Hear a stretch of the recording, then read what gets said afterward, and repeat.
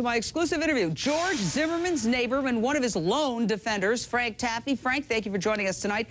Shooter George Zimmerman's brother said George was distraught. You spoke to George Zimmerman at length just a few hours ago. So tell us exclusively what he said.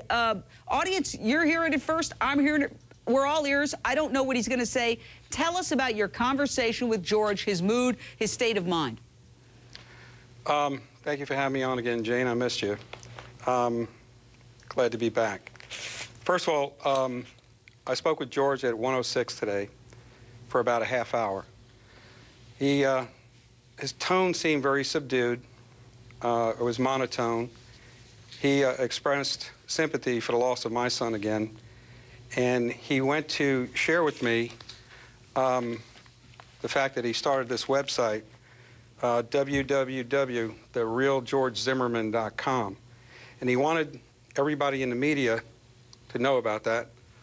Also, he wanted to corroborate my story that on February 2nd, one of the 911 calls of the 46 that he made regarded my home, which was a burglary in progress, that he went on to really elaborate what had happened that night on February 2nd.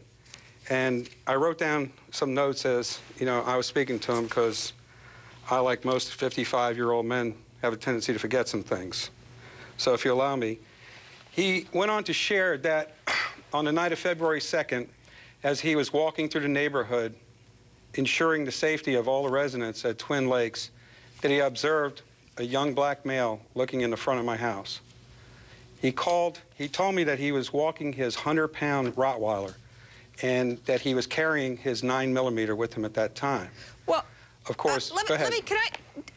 I just want to jump in because I want to break things down a little bit. I think the big headline, while the whole world's talking about he could be arrested any moment now, Frank Taaffe, you're here with us exclusively tonight. You spoke to George Zimmerman at length.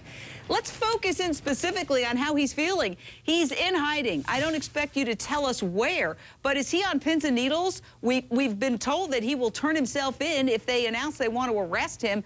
How is it possible he hasn't even met in person with his attorneys?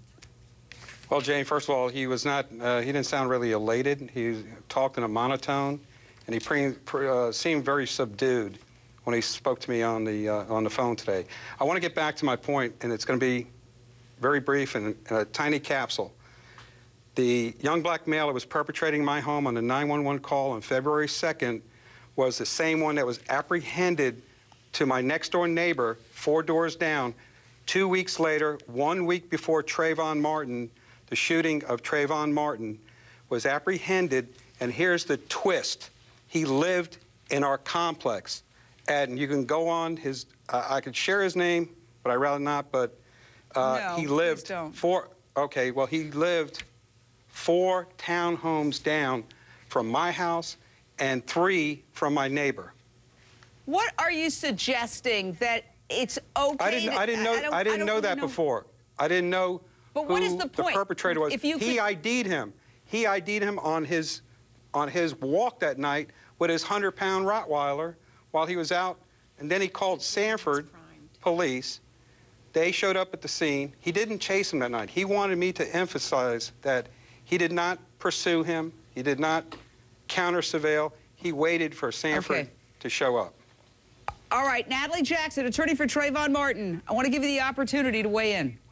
I don't know why Frank Taaffe keeps throwing out these red herrings of things. Are you saying that it's okay to racially profile? Are you saying that because one black male burglarized your home, that it's okay now to assault someone with a 9mm gun? Natalie, what is wrong with you, Mr. Taaffe? What is wrong with you? Wrong with me. You are not doing a service to George Zimmerman. George Zimmerman deserves a fair trial. Guys, he deserves a fair trial. My gavel a long time ago. I'm going to have to go get my gavel back. Natalie. He does not deserve you out there saying that. Okay, you got to turn down your mics for a second.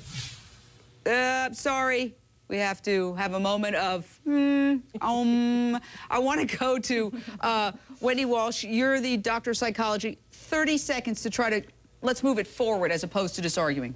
Well, what I was getting from what Taaffe was saying right there is that George was primed. In other words, he'd had an occasion where there was a black male in the neighborhood who actually committed a crime, and so therefore, because of this priming, allegedly, right, it made him perhaps more vigilant and I would say more paranoid.